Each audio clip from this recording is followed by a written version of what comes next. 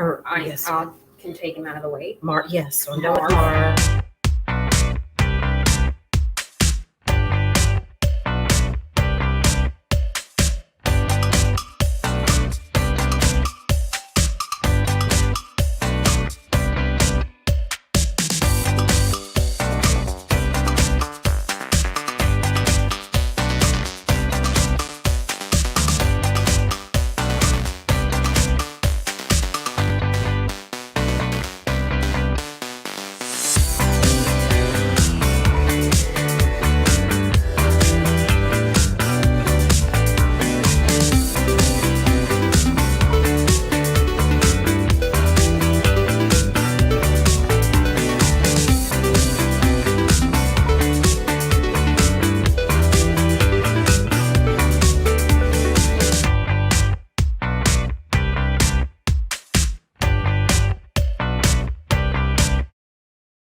I'm getting confused with how.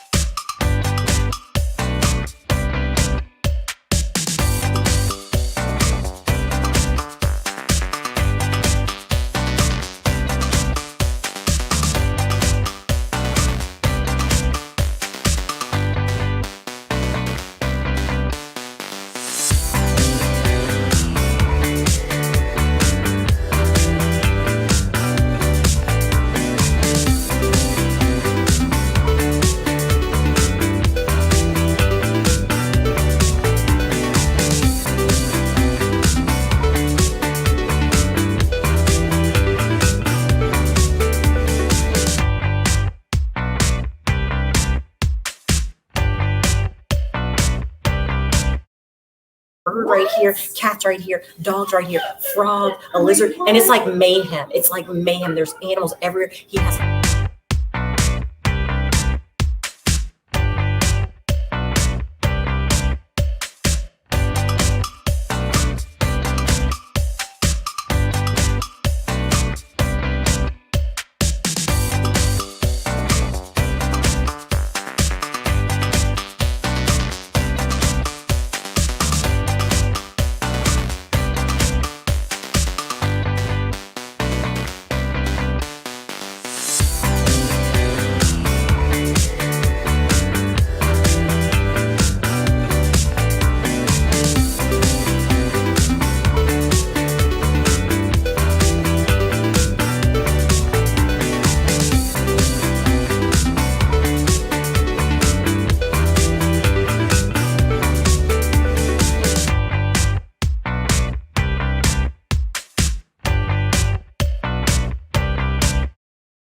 yeah.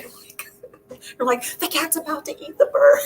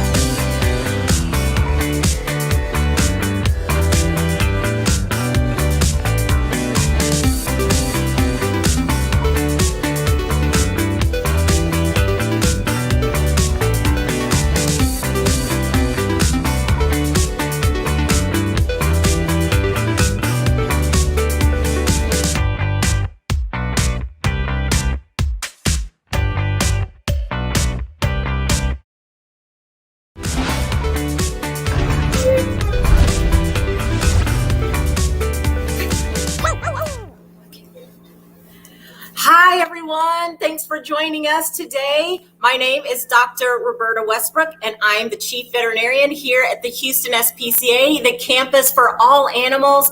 Thank you again for joining us. We have an exciting show for you today. Lots of great information. We are going to talk about how you know whether your pet is too fat or too thin. Okay, so very exciting. Start getting your questions together. Start looking at your dogs and cats at home and try to see if you can determine whether your pets are too fat or too thin. How do you feel about their body condition? Before we get into that, I want to show you guys my friend here. This is Marv. Look at Marv. Marv is approximately a 4-year-old Chihuahua who's already neutered and available for adoption. Marv came to us because he was hit by a car. And when he was hit by a car, he was seriously injured, and it required that he have surgery to remove his eye. So Marv is actually one-eyed, but he is the cutest little one-eyed chihuahua we've ever seen, right? And he's so well behaved, so sweet. Say hi, Marv. Say hi to everyone. Come down to our campus. You do not need an appointment to look at the animals up for adoption. You don't need an appointment to come in, take a look at the dogs and cats and puppies and kittens and see who's available for adoption. You're welcome. Face masks are required. We'll be happy to have you on our campus. I'm going to get started talking to you about pet nutrition. Marv's going to hang out. So as you're getting your questions together, I'm going to jump right to it. We are going to show you a cat, a sweet little cat named Lily, who is also available for adoption. Lily is a cat that has a really good body condition. Let's see if we can move Lily back here. This is Lily. I know it's hard to see her, but Lily has a really good body condition. Lily is not too fat and not too thin. I know it's hard to tell because of her coat, and she's kind of crouched down a bit. But Lily is a really good body condition. We oftentimes see cats that are really round and robust, and we think that that might be normal, but we actually want our pets to have a slimmer body type, very much like we like to have ourselves, because slimmer body types are associated with longer lives. There was a study done several years ago that said slimmer body types in animals can actually add up to 2 years to their lifespan. So we want those animals to have a thin body type, like Lily here. Look at Lily's waist. You can kind of see Lily's waist here. We want to have a waist. I'm missing that myself, so I need to get one of those. Yeah, there we can see Lily a little bit better. So Lily has a nice slim body type. This is what we like to see, okay? Okay, this is a good example. We're going to take Lily away. We're going to show you the opposite end. So after I show you this next cat, you try to look at your own cat at home if you have a cat and see where your cat fits in. Is your cat closer to Lily, which is a normal body type, slimmer body type, or is your cat closer to Shelby? Shelby is an adorable cat who's also up for adoption. Whoa. Can you see the difference in Shelby and Lily? Look at Shelby here. Shelby is probably 2 to 2.5 times the size of Lily. Shelby is very round cat, very cute, very sweet, but Shelby is what we would consider overweight for a cat. And we are going to talk in more detail about how we know that. If you are looking at your pet, I love that she's standing up right now. You really want them to have a waist. When you look at them from the side, we should see a little waist, a tuck up in Shelby's abdomen here, tuck up there. And if we were to look at Shelby from the top down, we would want her to have a waist. We would want it to kind of narrow in right behind her rib cage. So just behind our rib cage, we want to narrow in. The same thing for our dogs and cats. We want it to narrow in a little bit right behind the rib cage. Okay, we've got another pet that we're going to show you, Sammy, who's excited. That's who you're hearing in the background. But Shelby is also available for adoption. We are working on getting Shelby to a healthy weight. If you think you can take Shelby into your home and help us work on getting her back to a healthy weight and a wonderful home, come see us. She'll be available for adoption. But this is a cat who we're working on losing weight, getting her close to Lily's body type. Okay? Okay, thank you so much, Shelby. So again, when we're talking about healthy pets, just like us for our lives, we are considering diet and exercise. Diet and exercise. So I know it's summer, it's hot. We want to be careful about exercising our pets too much outside in this heat, but try to work in some sort of exercise routine in with your pets every day. Even if it's playing fetch in the backyard, even if it's using a laser pointer inside your living room and the air conditioning to get your cat moving a little bit, we want to encourage you to exercise your pets. I will also touch on a little bit of nutrition for pets, because if you're a veterinarian, please take your pets to the veterinarian. If your veterinarian wants to put your pet on a weight loss diet, Please follow that diet. Let's try to get these pets back to a great weight. So put those questions in the comments. We are going to have you look now at the dog side of things. So I want you to take a look at Hank here. Look at the face on Hank, number one. He's so cute. But when we look at Hank's body, I want you to notice how right away you can see Hank's ribs very, very well. You can count them. Hank came to us as a cruelty case, unfortunately. He was malnourished and had some injuries. We are working on getting Hank all the way better. But Hank is too thin. Hank is a Mastiff mix. Hank should not have such prominent ribs, pelvic bones, or the bones along his back, the spinal column. You can look at Hank and tell that he's been malnourished for quite some time. And we are going to work slowly to get Hank to gain weight in a healthy manner, put him on a really good diet, a well-balanced diet. So, Hank is probably what we would consider too thin. He's very active though. Really good dog, very active. He's doing well. He's already gained weight, if you can believe that, since he's been with us. He's already gained weight. So this is Hank. Hank hopefully will be available for adoption soon. But notice the hip bones on Hank, the ribs, and the spinal column on Hank, these are too prominent. We don't want you to be able to see these bones on your pet. Now, I will say certain breeds of dogs like sighthounds, greyhounds, Salukis, there's several breeds of dogs that normally have very thin body types, and you can see their ribs and their pelvic bones quite readily in some animals.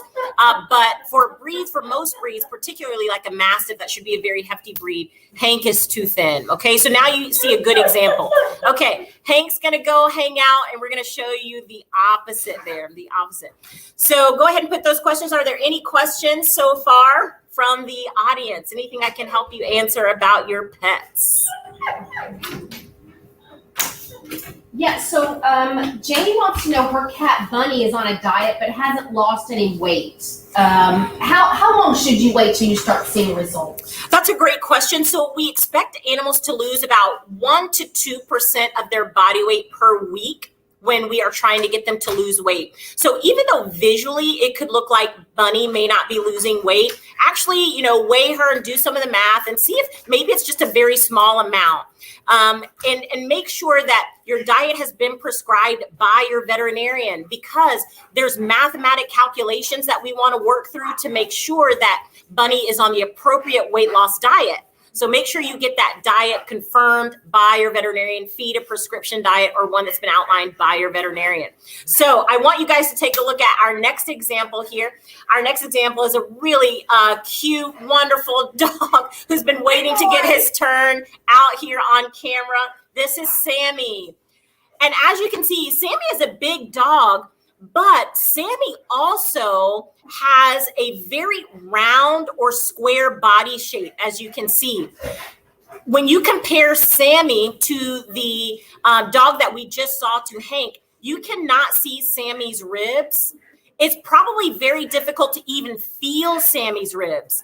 Ideally, you want to be able to feel your pet's ribs, but not visibly see every single one of them. So Sammy has quite a lot of fat deposit over his rib cage that prevents us from being able to feel his ribs. And as you can see, he doesn't have much of a waist. He's kind of square and even bulging out a little bit round toward the front of his body and around the abdomen. So Sammy would be considered overweight. And so we are also working to get Sammy into a more healthy body condition, just like we're working on the cat Shelby. So both of them are on weight loss diets. We are using Hill's Pet Nutrition to help us do that. What a sweet dog. He's still very active. And that's just something else to think about.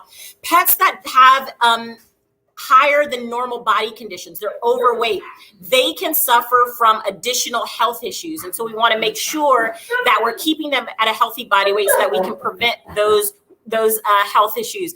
They can get insulin resistance that can contribute to diabetes. They can have joint problems, heart problems, respiratory problems. All of those things can come as a result of being too overweight. So this is Sammy, great dog. Sammy is with us because he had an injury to his ear. So he underwent surgery recently to fix that injury. What a happy dog. Oh yeah, you found his tickle spot there. He's still a very happy and active dog. And we have every reason to believe that he's going to get into that healthy body weight very, very soon with the help of diet and exercise and Hill's Pet Nutrition. What other questions can I help you with now that you've seen some examples? So Joan wants to know, is it okay to keep a food feeder on the floor, the storage? Oh, that's a great question. So it depends on the pet that you have. Some pets are really good at getting into that food feeder. If you mean an automatic feeder, if you mean one that is going to just deposit food as your pet is eating, it depends on your pet. So some pets are very good at regulating their appetite, and they will kind of graze throughout the day, which is not bad. Grazing throughout the day is not bad. But if you know you have the type of pet who is going to try to eat all day long and just continue to eat without kind of feeling satiated, then it might not be a good idea to keep that free feeder out all the time. So I would say two things. Number one, look at your pet and see if they have a good body condition. If they have a good body condition, you can see a nice waist. They are slim and trim. What you're doing is fine. But if you notice that your pet is in shape, and by in shape, I mean round, if you're noticing that is what's happening with your pet, maybe the free feed might not be the best idea. You can talk to your veterinarian about how to adjust that. You could also maybe use that free feeder, but with a different type of food, a weight loss type of food. So it's possible, but I would say start with looking at your pet. What else can I help you guys with? Great question. So Terry wants to know, what is the best dog food for puppies? She's got a Boston Terrier and an 11-year-old. Oh, and an 11-year-old. Oh, yes. And maybe you're trying to also juggle how to keep their food separate, because oftentimes the adult may want to eat the puppy food because it's so tasty, and the puppy may want to eat the adult food. So you may be trying to juggle that. And there's lots of wonderful puppy foods out there. By Hill Science Diet, they make a puppy food, and you can purchase that food according to the size of your pet. So they make them for small and toy breeds, medium breeds, and then larger working breeds. So you can feed a pet food like that. But for older dogs, you mentioned you had 11-year-old, they tend to need less calories. So you're trying to balance an older dog that needs less calories, that may not be as active, with a smaller active dog that's growing that needs more calories and maybe a different nutrient profile. So you are going to have to be careful about picking diets that are good for both of them and trying to keep them separate. There's lots of great diets out there. There are diets for geriatric pets and diets for puppies. I would just make sure that you go to your local pet store, look at the different Hill's Pet Nutrition brands for the life stage that your pet is in. So Patrick has a question. He wants to know, if a food is more expensive, does that mean it's a better food? Like what are those considerations? Well, we get tricked by that a lot, right? We think that because a product is more expensive, that it automatically means that it's better. And that's certainly not the case all the time. Again, every animal is different and has different caloric needs, depending on their exercise level, the breed that they are, the life stage that they are. And so certainly foods are different in terms of their quality, but it doesn't always match the price. So talk to your family veterinarian about what diet is appropriate for your pet. I wish I could give you a specific example, but it really does depend on the type of breed that you have, how old they are, what your lifestyle is like in terms of what diet they need. And so maybe don't worry a lot about the cost, worry about the quality and what is needed for your individual pet. So good question, but it needs a little bit more digging into. So Jamie has a question. In addition to pet food, she knows that exercise is important. What should she do if she's got a cat who doesn't really want to play? Yes. Yeah. So trying the laser pointer, they don't want to play. They don't want to chase anything. I get it. They just want to lay on the couch. Try to make them start working for their food. So instead of just putting their food down for them so they can, walk right over and eat that food, start elevating the food. Make your pet cat have to jump a little bit to get the food. And if your cat's too heavy right now to jump high, you can always start small. You can just elevate the food bowl a little bit using a stair or a ramp or something, so that maybe your cat has to use a ramp to climb up to the food or jump onto the washing machine. For some of us who feed our cats in the washing machine, maybe your cat has to jump up there to eat the food or onto the counter. That can help them work for their food instead of just having it given to them without any additional calories being burned. Joan wanted to know if pets tend to gain weight once they've been spayed or neutered, or is there any connection to that? That's a great question. We hear that all the time. After being spayed or neutered, it seems like my pet has gained weight. And there's a little bit of truth to that. The thing that happens is once an animal's spayed or neutered, their hormone balance is going to change a little bit. They may not have the testosterone. They're not going to have the estrogen that they would normally have if they were intact animals. And sometimes that can mean that they have different energy requirements. And because they have different energy requirements, all that means is that you just have to adjust their food a little bit. It doesn't mean that spaying them makes them fat or neutering makes them fat. It just means that it could change their energy requirements. And so you have to pay attention to how much you're feeding. Make sure you're following the back of the food bag according to your pet's life stage and ideal body weight, and you should be fine. Keep that exercise up as well, regular exercise. So as you're coming up with more questions, I do kind of have, it may be hard to see, but I do kind of have this really general body condition scoring system. And so again, when you're trying to evaluate your pet's body condition, an underweight dog, you may notice that you can see their hip bones, that you can see their spinal column, that you can see their ribs. And unless they are a breed where that's normal, these are usually sight hounds, the greyhounds, Italian greyhounds, Salukis. Unless you have a breed like that, you should not be able to see all of the bones in their skeleton. Okay. An ideal body weight, you want them to have a waist that kind of tucks in just behind their rib cage. And when you look at them from the side, you want to see what we call an abdominal tuck. You want to see their abdomen tuck in a little bit. If you notice that your pets are starting to bulge out on the sides, there's no waist and they're either square or becoming round, then your pet might be overweight. Have your veterinarian do an exam and confirm your findings. What other questions are out there? I actually think that's it. We're all out of time. Well, thank you guys. I know that was quick. We are happy to be here for you to help answer your questions. Please make your way down to the Houston SPCA and help us get some of these animals healthy. Consider being a monthly donor. Go to HoustonSPCA.org/donate and consider being a monthly donor to help us get some of these animals healthy and into adoptive homes. We thank you for joining us, and we will see you again next week.